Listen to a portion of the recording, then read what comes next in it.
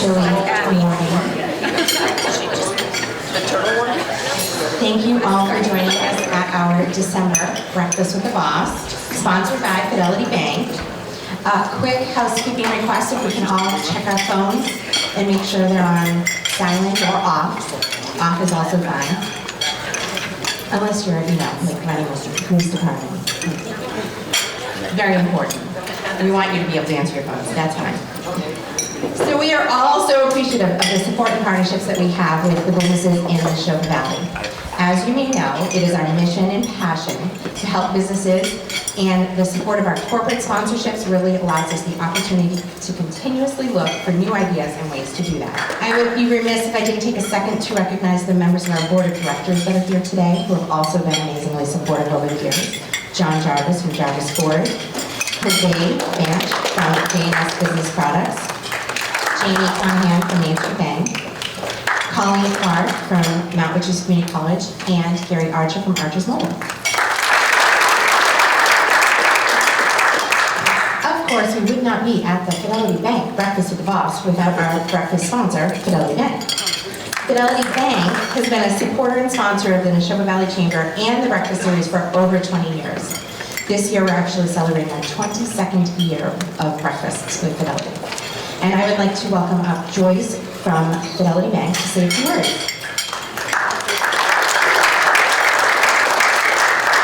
I'm really big cup of tea, so I'll make it short. Thank you all for allowing us to sponsor this. We love this. Fidelity Bank is a full-service bank. We can help you with any of your banking needs, and we are called the Bank with the Hat because we really do care for our communities and our customers as well as our employees. I just wanted to bring everybody's attention that this Saturday, the Worcester Railers is sponsoring a teddy bear toss for children in need and for mental illness. So anybody that wants to go to the game, you can purchase a teddy bear there or bring one, and whenever they make a goal, you throw the teddy bears out onto the ice, and those are all donated.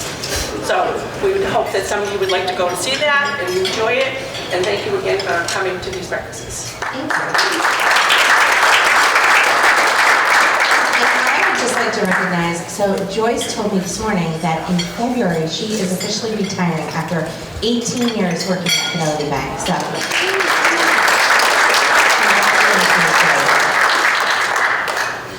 what makes a good community leader? So I did some Googling on the subject, and one trait that comes up is pride in their community. And today we are going to recognize 4 businesses that have great pride in their community, and 4 businesses that you will recognize as leaders among us.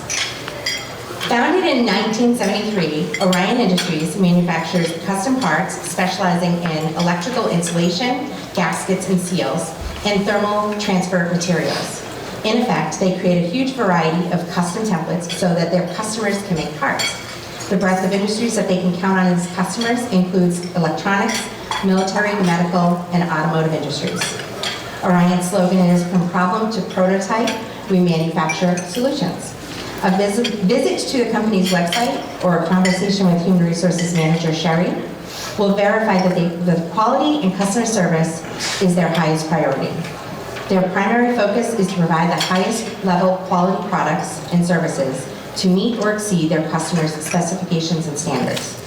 Originally founded 50 years ago by Francis Widmer, Orion remains family-owned and operated with about 50 employees and lots of tenure. The current leader is daughter Kathy Waller, and an important part of their company culture is giving back. They enjoy helping a number of local and regional charitable organizations, especially those dealing with first responders. Orion's employees and professionals dedicated to helping the company set and achieve standards within the industry. Guided by established policies and procedures, they strive to maintain a cohesive operation by fostering teamwork, pride, and a positive working atmosphere. Join me in welcoming Sherry Corcoran to receive the plaque congratulating Orion Industries on their 50th anniversary.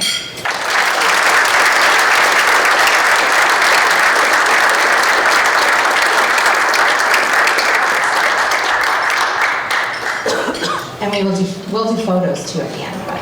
Thank you, Melissa. I don't know if you want to say 2 words, but she's like, no.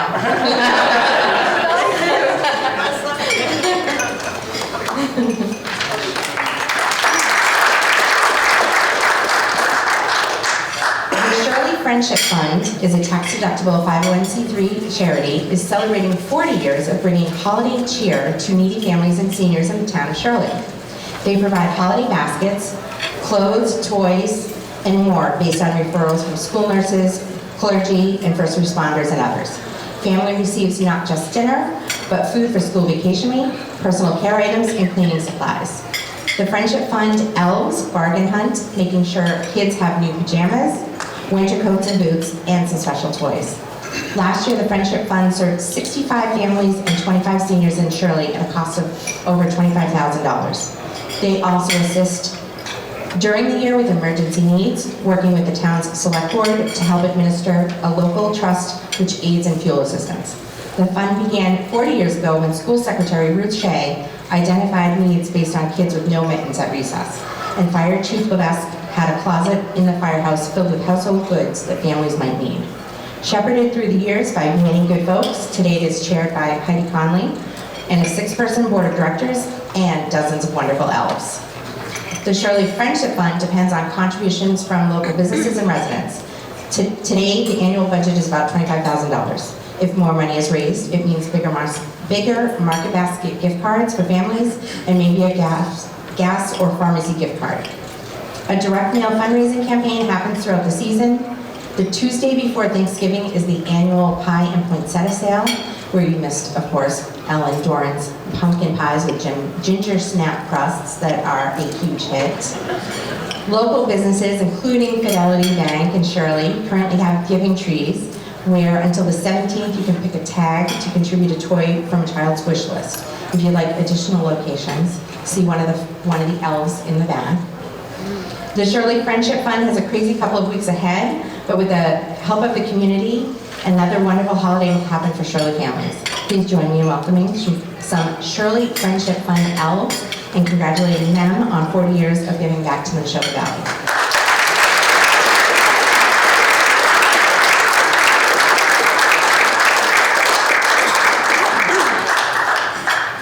I'm guessing you're going to say something. Thank you very much. So far this season, we're up to 60 families. 60 families and 20 seniors. 20 seniors. Last night, kids count was well over 80. And we're into our reserve funds at this point. So next 2 weeks is our crunch. Anything you can do to help is sure appreciated. And I know you have a Facebook page where We do. you list items that you're looking for. Yep, we're on the Shirley Friendship Fund Facebook Elves page, and we have a web page, or please call any of us. Thanks so much.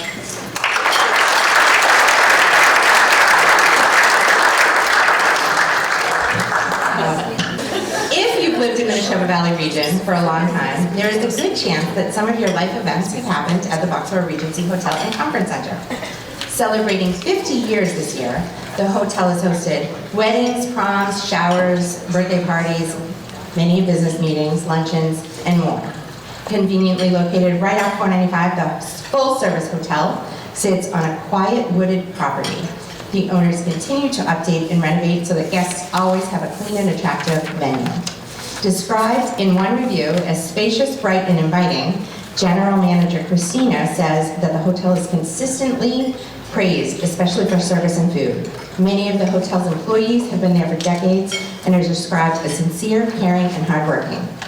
Not true for one former employee, myself. I worked there for about 2 weeks in 1990, and cleaning rooms is definitely not a glamorous job, so kudos to everybody that cleans rooms at the hotel. The hotel employees are one of the key reasons that the rebooking rate for guests is extremely high. The hotel features 143 rooms and guest suites, including poolside options with balconies or patios overlooking the tropical indoor atrium. One of the hotel's nice features is the opportunity to use different areas. A day-long training program and a ballroom set up for a theater or classroom can be broken up with lunch in the nearby courtyard with glass and greenery. Guests of the Boxborough Regency Hotel and Conference Center also love the food, whether it's a function or the in-house restaurant and bar, the Minuteman Grill. Open Monday through Saturday, the grill offers breakfast, lunch, and dinner with family-friendly pub-style menus. The Boxborough Regency Center offers the perfect location for family getaways, romantic weekends, and corporate. Please join me in welcoming Christina to accept this plaque in recognition of their 50th years of service to the region.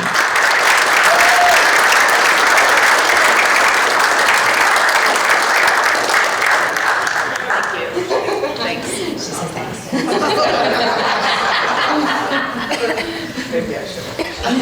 All good. While the Sandy Pond School Association celebrates their 115th anniversary this year, the purpose to preserve the Sandy Pond School in Air, which is actually 154 years old. Irv Rockwood, president of the Sandy Pond School Association, explains that the schoolhouse, Air's oldest public building, is 2 years older than Air itself. Constructed in 1869 as Groton's District 11 school, there were 16 districts in Groton, all with a one-room schoolhouse. It was a state-of-the-art, replacing earlier wooden structures with cross ventilation and big windows. 2 years later, in 1871, Air separated from Groton, and the schoolhouse became part of the Air school system. Entering this charming little building today is like stepping into a time warp. The teacher's desk at the front of the room, slate backboards, rows of wooden desks, tongue-and-groove birch flooring, kerosene lamps, all evoke memories of an earlier era. One-room schoolhouses typically had no more than 25 students attending, and those students would walk from the local neighborhood. The Sandy Pond School was open longer than most following the Civil War.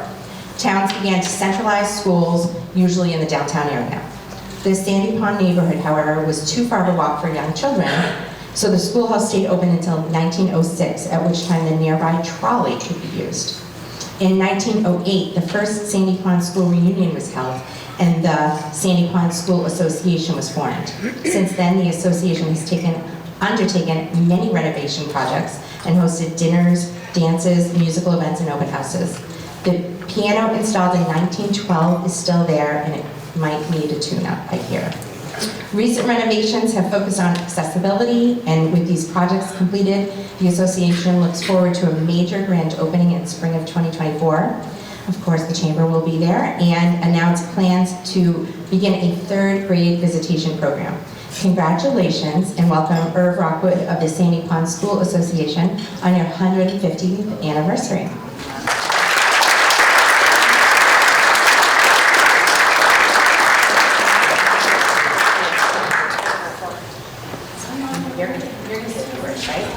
Thank you. Thank you very much. If I've learned one thing over the last roughly 10 years spent working on restoring Sandy Pond School, it's that it's not about the boards and the bricks and the masonry. It's about the stories, about preserving the stories and the reminder of what this school represented to the community for these many years. We've got a lot of stories. If you want to hear them about the school, you're going to have to come by sometime. And beginning in May, this coming May, the schoolhouse, the current restoration program will be finally done, and we'll be reopening the school on a grand celebratory reopening on May 18th, we hope, after which the school will just be open pretty regularly. So we encourage you to come by, hear the stories, and learn more about how Ayer became the community that it is.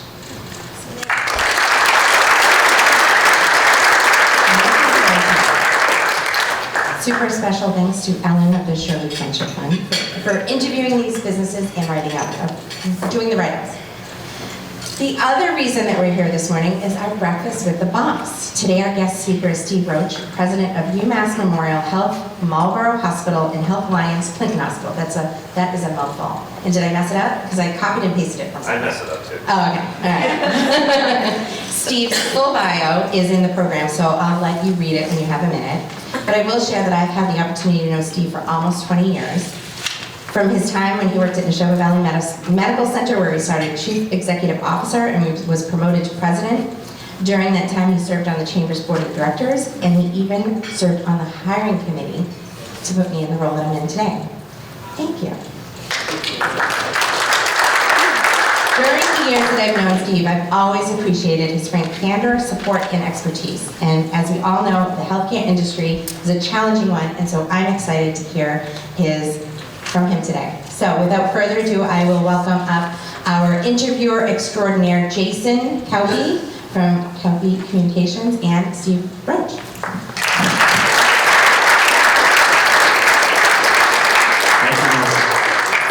Good morning, everyone. What a great turnout. Makes me think healthcare is a topic of great interest to the chamber, so that's great. I got a bunch of questions for Steve, and then when I'm done asking the questions, we'll open it up to the audience for any questions you have. So you've got paper and pen there, write them down as you think of them. Steve, you're the president of 2 hospitals, which is remarkable in itself. And then the Clinton Hospital actually has facilities in Clinton, Leominster, and Fitchburg. Is that right? It's actually the Health Alliance Clinton Hospital, and that's a name we're going to have to work on changing because it doesn't make a lot of sense. So we are working on that. We found out during some public meetings recently that it confuses people. Health Alliance doesn't have a city, it's Leominster, Clinton, Fitchburg, so we need to work out something that's more regional for them. But yes, I have 4 facilities plus a few more on the side. And before you did that, you were at the Neshoba Valley Medical Center for 8 years, right? And then More. more than that? 2003 to 2013. It was Neshoba, then it became Stewart, so yeah. Yeah. So, just take us back to, how did you get on that track to become a hospital president? Where did that start? Is it back at UNH? Yeah, I'll just give a quick background on that, but I'll just start. I'm going to preface a lot of stuff. My opinions are not necessarily the opinions of UMass Memorial Health. So I'm going to put that out there now because I do have one of my work moms historically here. She's going to correct me on a few things. I usually just say what I'm going to say, but going back for me, I grew up in a healthcare family. My mother worked in the dietary at Eastern Maine Medical Center. I had a brother who was a pharmacist who became a president of a hospital down in South Carolina, Georgia, Virginia, a bunch of states down there. Physicians, nurses, pretty much the gamut. And when I was looking around, I didn't have any money to go to school. And I knew I didn't want to go to my local UMaine. So there's actually a New England collaborative that allowed you to pick a school within New England, a state school, and you get in-state tuition plus a little bit more. So I actually went to the University of New Hampshire so I could get away from my friends, which was probably more successful for me to spend time more studying than partying. I did enough partying anyway, but and when I got there, I went into health management policy, and that was the end of it. You know, I went into a class of 3. And we graduated with about 30 every year. It's a small group, but it's pretty tight. We still get together once a year to catch up on stuff. So it's been great. Healthcare is a fantastic industry. It's never going away, but I can guarantee you it's going to change every day. And from college, you then went on to, was it Emerson Hospital? Well, I started my career in Boston at the Brigham. I started there 4 days before we became Partners Healthcare. So I was part of the transition team with that, which is pretty interesting. Then worked there for 3 years, transitioned out to Emerson, worked there for 4 years, and then took the leap to become a CFO. I'm a finance wonk at Neshoba as they were doing the sale from the bankruptcy. It was converting from a nonprofit to a for-profit. So I've got a little bit of both for-profit, nonprofit side, and I was actually a part owner of Essen, who was the acquiring company at the time.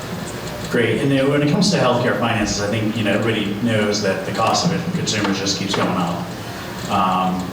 So maybe you could just give us, the healthcare finance for dummies explanation of like what's going on here. I've heard you say everybody needs to get paid and everybody needs to pay. What is it?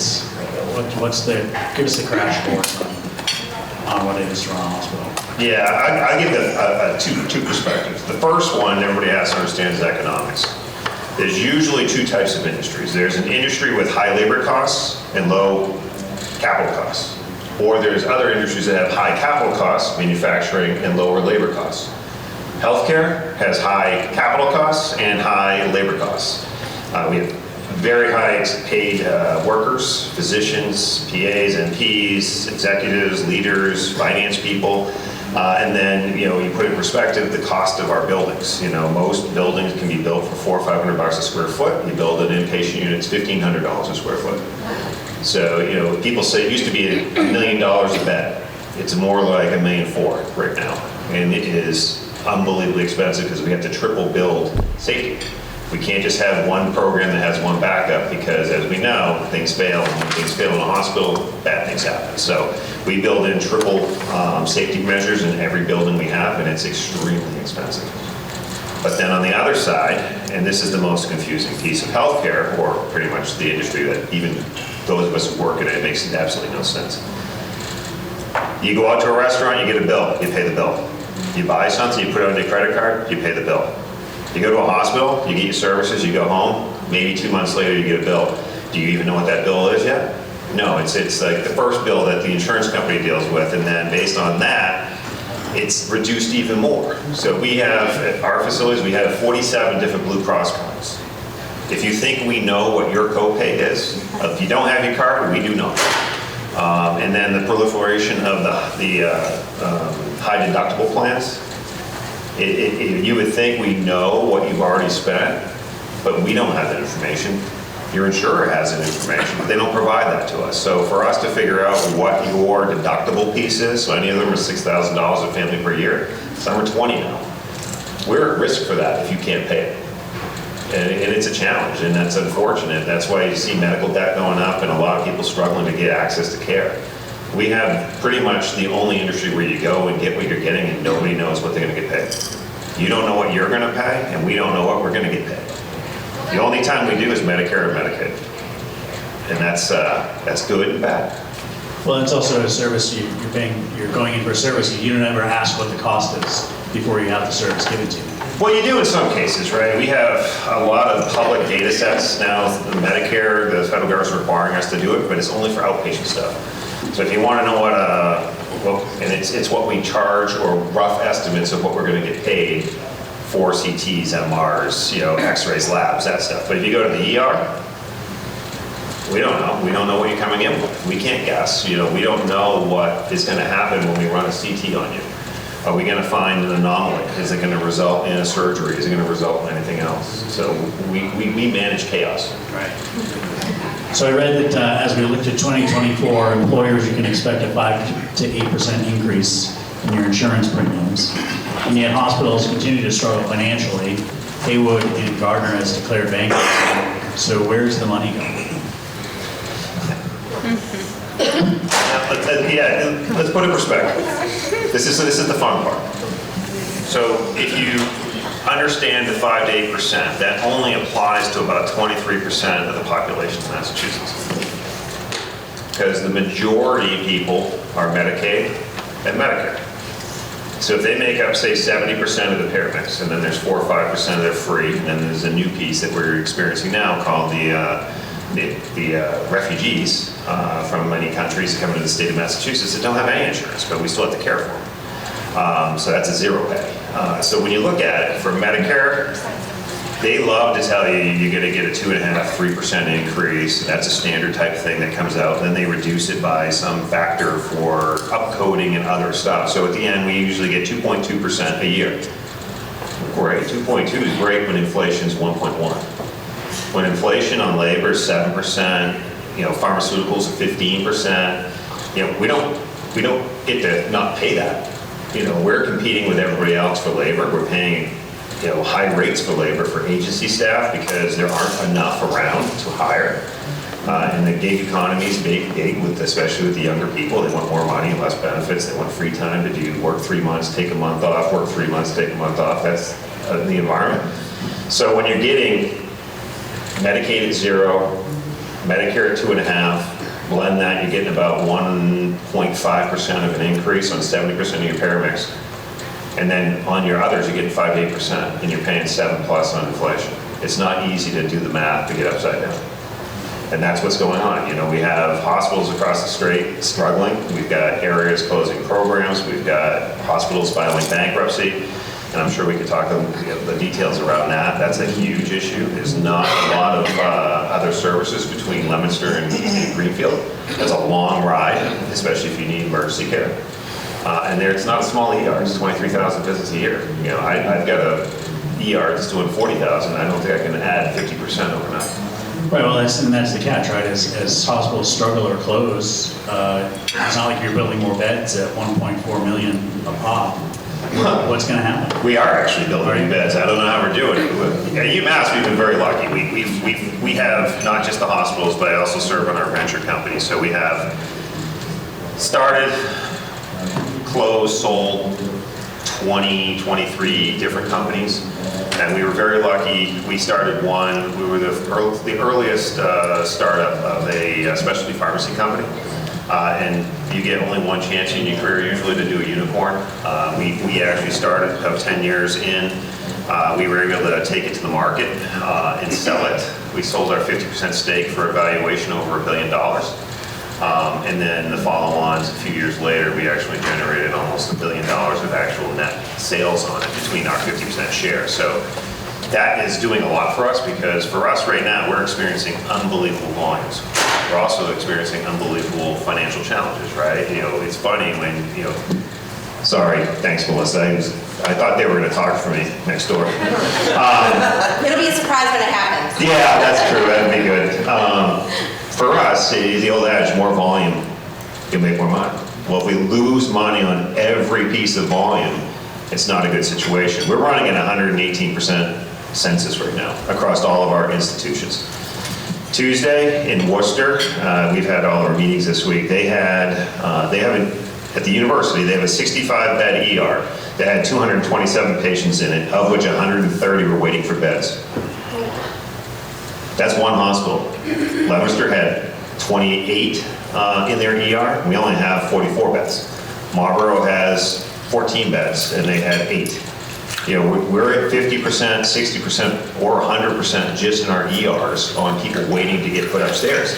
And it's not directly 100% hospital related. People have nowhere to go. Nursing homes, assisted livings, they're all struggling for staff, and they can't take these patients. And now the patients are even more difficult. You got the behavioral health issues. It's twice, 3 times a week we have a patient assault our staff. And it's usually, unfortunately, one patient who assaults our staff 30 times a week. We will get some aggressive patients in there. And it's a challenge, you know, the state has some rules around it. You know, it's supposed to be, you get arrested, you go to jail, but then it becomes the local police department's challenge. You know, how are they dealing with behavioral health patients? They don't have the resources. Behavioral health in the ER is not behavioral health, it's a holding cell. It's all it is, and all we do is make sure that they're safe, and then try to get them somewhere else so they can get the care. And it's a challenge in the environment, and it's not going away. But we are building beds, which is crazy. The chair of your hospital board, Robert Poolhouse, called you a, quote, a turnaround specialist for your work in stabilizing Marlborough Hospital. So what shape was Marlborough in when you got there? What steps did you take, and where does it stand today? Yeah, sure. Marlborough, at the time when I got there, was about $75 million in net revenue, and was losing the first year. Before I got there, I lost $6 million-ish, so like 9% negative margin. When I was there the first quarter, we were on target to lose about $7.5 million. It was going in the wrong direction. And certainly coming in new, you don't want to just come in and blow everything up. You have to actually understand what's going on, understand what the impact is in the community, what services you have that you can't take away. What are the alternatives? You have to think these things through, because you're just pulling something out isn't a solution. You have to have a backfill. You know, where can people go for it? So we spent about a month coming up with some plans around it, took out a bunch of costs. Then we went in and we recruited 14 new physicians, you know, for services that we didn't have that are beneficial to the community and beneficial to the hospital. And we were able to get it back to break even at the end of the first year. And then actually, you know, surprisingly, which I was actually shocked by, we got it up to making, you know, $5-6 million, which everything says that's huge. But when you think about what it costs to do renovations, this is a facility that hasn't had any functional renovation or update in almost 100 years. We've had a couple buildings added on, but nothing that's really substantial. We're actually in the process now of looking at whether or not we can do an expansion tower, replacement ER, and some other stuff. You know, we're talking $150 million. It's not small money when you get into it. And $5 million doesn't go very far if you're going to have to invest $150 million, and that's a challenge. But it's gotten great. You know, turnarounds are fine. You can do them. They're hard. They impact people. That's the most challenging thing, because you have to be upfront with people. I don't pull punches. I'm from Maine. We're just blunt. It's unfortunate. It's how we are. We just tell you what we think. Sometimes it backfires, but we put it out there. At least, you know, it's a message, right? People have to hear the message. Sometimes they don't listen. They hear it, but they don't listen, but it's okay. And then you went on to Leominster, what, in 2013? You took over 2018. that. 2018, you took over that as well. And that was also in dire shape, right? Yeah, it was in rough shape.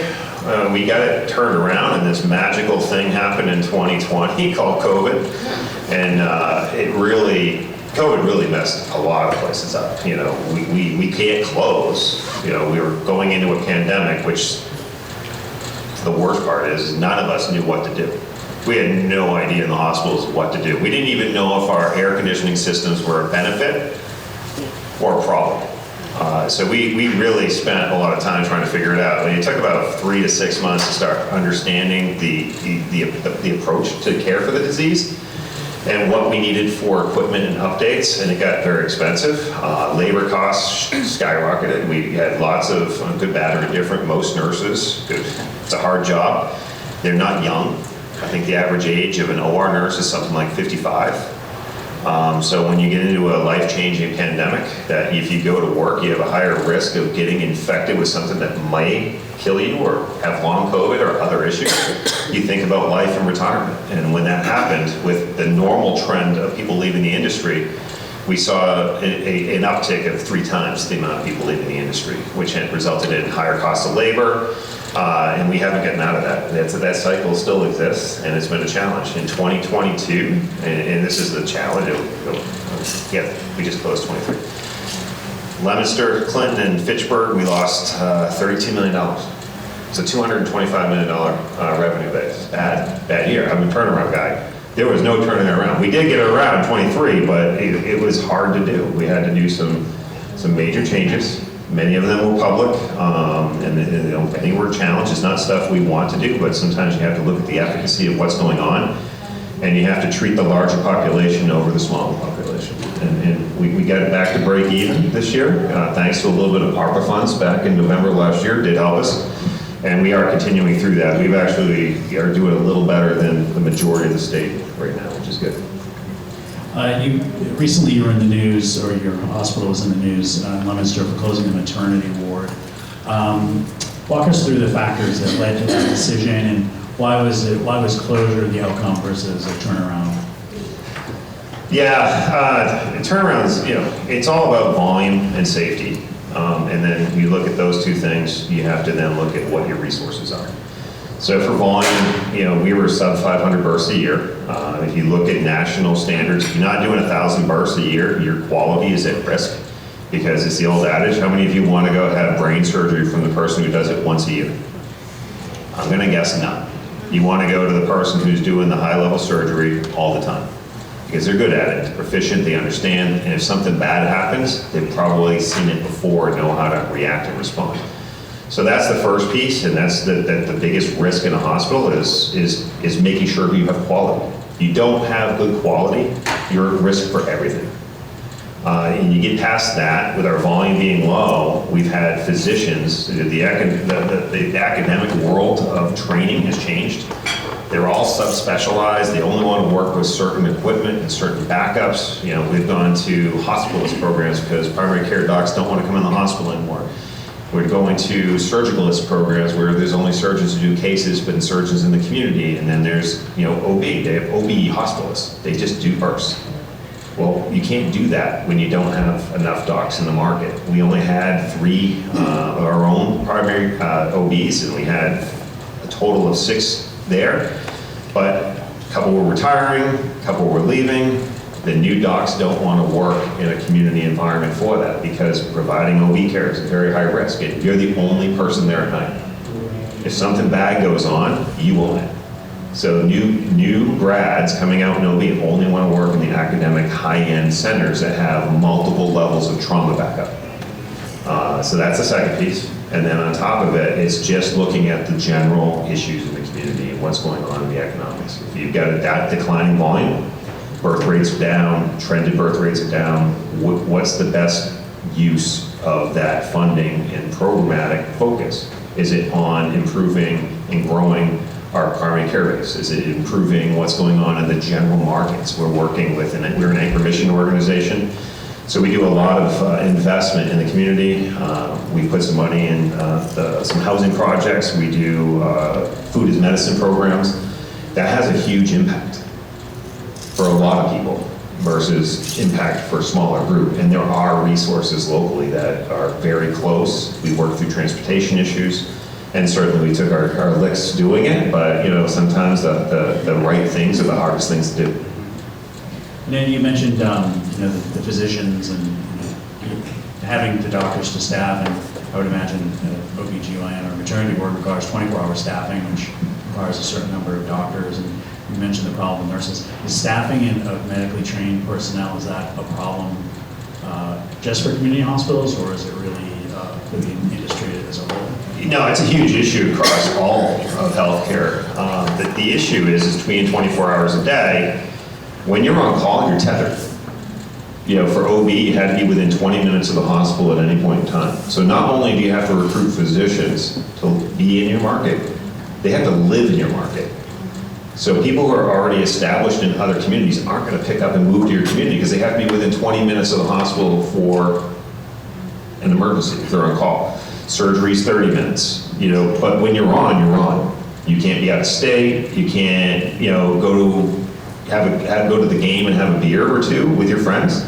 You have to be at home or in your area, ready to drop everything you're doing and go to the hospital at any point in time. So it's definitely a lifestyle change. As we look around at the younger kids in population, I have a 24 and 22-year-old.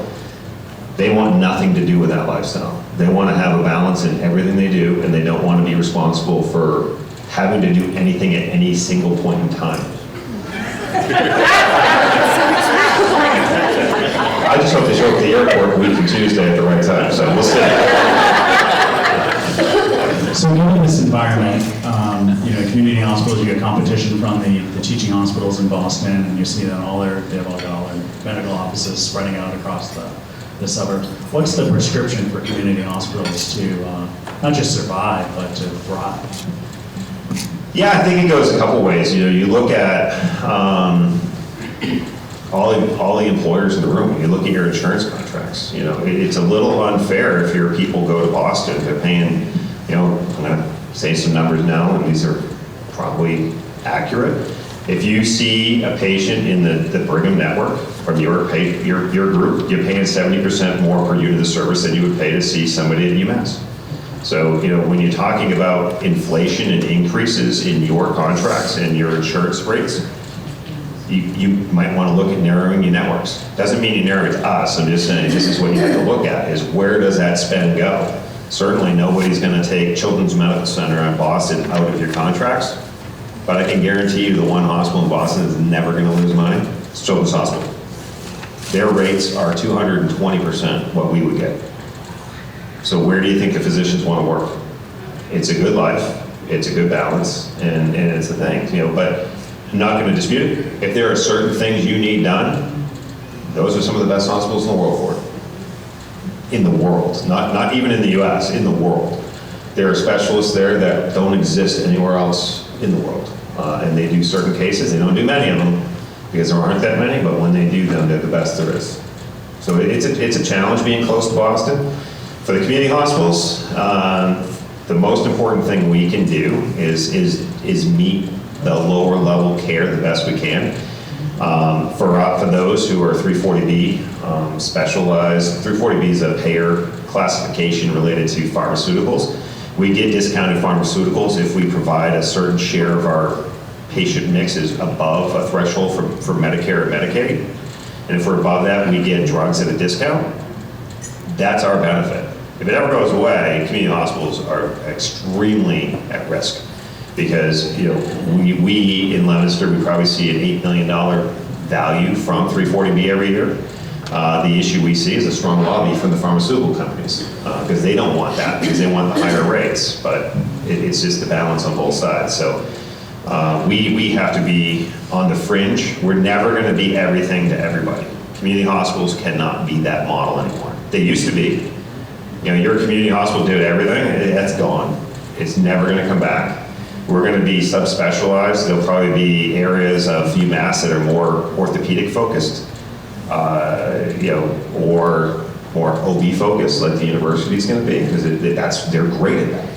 But we have great orthopedics. We can do orthopedics just as well as the medical center. It's the same technology, it's the same procedures. It's not super high risk for that type of stuff. So we can do it as good and cheaper. So that's where the industry's going. It's going to be interesting. Okay, with that, I'll open it to the audience for questions. Anyone have questions? Yes, sir. What are the goods and bads of artificial intelligence in your field? The question is, what are the goods and the bads of artificial intelligence? I'll give you the first one. Probably the greatest benefit of AI for hospitals is on the imaging side. So you, the human eye, can only see something like 1,600 pixels. AI can see every pixel. So it's great, but it's also dangerous, because we can send an image and have it read by AI instantaneously, and it'll identify every anomaly in the image. The problem is, you know how many anomalies are in every body? So when you get it to that level, we're finding tons of false positives. So we're seeing it drive up the cost of care, because as soon as you identify something, we need to talk to you about it. It may be an issue that's a risk. It may be nothing. It could just be a cyst. It could be something small and just let it go, whatever. But a lot of times it results in additional testing or other treatments, which is driving up the cost. But we are finding an unbelievable amount of cancers through AI, because we can get it so much earlier with any small anomaly in the scans. So the technology is fantastic. There are some ethical risks to it. Utilizing AI for nefarious reasons. We have the benefit of healthcare is we have millions of data points of everybody across the world. We're on Epic, which is a huge IT system, and you sign these sharing agreements across the country. So if you go to an Epic hospital in California and they've signed the sharing agreement, and you show up in Worcester or Marlborough or Leominster, we can see what you had done at that facility in detail, which is what you should have. But when you have that data set, there could be some nefarious use for that, for data mining, to identify where there's risk, and then people use that for marketing, direct marketing to people, and that's not appropriate. We should not be utilizing that to drive volume. The data should be utilized to drive health. Thank you. Other questions? Nobody? Just avoid that table. So I'm going to ask one final question. With all these employers in the room, and they're having to figure out their health insurance, any other advice for them on how to control their costs or what they can do? Yeah, I think it's not necessarily great for hospitals, but it's good for employers. Is looking at the self-funded programs with high deductible programs. The challenge is you need to fund the high deductible piece the first year. You can't put the risk out there on your staff. We just brought it into our group, and we're funding it for the first year for most people who transition, because it is a risk. It's $10,000 a family, a couple thousand an incident. It doesn't take long to get there. The average cost of an MRI, you have to think about it. The deductible isn't necessarily at the contracted rate sometimes. It's at the high rate. So a $3,000 deductible on the first piece is quick. That doesn't take long with an MRI to go out the door. So there's some opportunities there, but I would definitely look at how you streamline it. A lot of people have specifically ER copays. You might want to look at just doing free for urgent care. So people will then see the financial benefit to themselves to go to urgent care versus an ER. We can't get people there, because as soon as they come into the ER, we treat them like an ER patient, because we don't know what the situation is. And it's illegal for us to direct them when they show up to the ER. Right, and I saw something in your hospital had an example of ER versus urgent care. What was that? Yeah, we try to direct people before they get to the hospital, because we have this magical thing called EMTALA, Emergency Management Treatment, and blah, blah, blah, blah, blah. And it's a federal law that as soon as somebody shows up on our property seeking emergency care, inclusive of anything, we can't redirect them or give them alternative options. We have to treat them like an ER patient no matter what, and assess them, get a result, and move on. But we can do education up front because it's way less expensive for us and less impact to have people go to urgent care than the ER. You know, the challenge in an ER is when you get there, you have no idea what you're going to see around you. You know, we have a mix of people with heart attacks. We have a mix of behavioral health. They're all coming in. We have prisoners coming in. You know, we have fights in the hallway. It's a tough environment. And, you know, ideally, if you're coming for something easy, go to an urgent care. Definitely doesn't help me financially, but it's beneficial to the system. Getting people to the right location is way more important than just getting access. If I may do my. Yeah, sure. So where you say, like, we've seen more urgent cares being built and more focus on that and less primary care doctors, less primary care physicians. But yet I can speak to my own personal experience recently trying to find an appointment for my daughter for an urgent care and not knowing what time I'm actually going to get in to be seen because those numbers are high. Do you see more urgent cares being built and more focus on that to step away from and to kind of supplement the fact that we have that void? Yeah, it's going to be a challenge with, you know, some of the economic issues in the state. There's a lot of for-profits coming in, but the state really needs to change their approach to it right now. The for-profits aren't required to care for Medicaid patients, whereas if you're a hospital and you have it, you're required to care for it and accept Medicaid. They need to change that because that's the majority of the mix that's coming to the ER and the hospital, and they're coming in for primary care. And there aren't going to be a lot more primary care coming. It's just not a job people want. We're actually rolling out virtual primary care in the near term for the majority of people. That will work great, unless you're actually got a sickness and you need to go see somebody. So for your annual physicals, they'll most likely go virtual in the near term. But yeah, I don't see a lot more urgent cares coming in the near term, but I do see some changes coming related to the industry and what's going to happen. All right, great. Thank you, everyone. Thank you, Steve.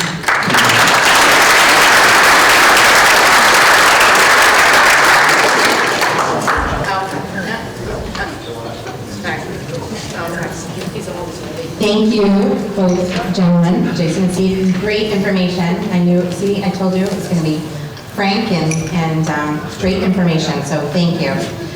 Before we wrap up, thank you to the team at Devon's Common Center for the amazing service and fixing our audio issues, always above par and keeping us on our toes. Thank you to Air Public Access for joining us and recording today's event. Thank you, Garen. Thank you, Ellen. It does take a village, so thank you for all of every time that you do all the interviews, I so appreciate it, and all the writing.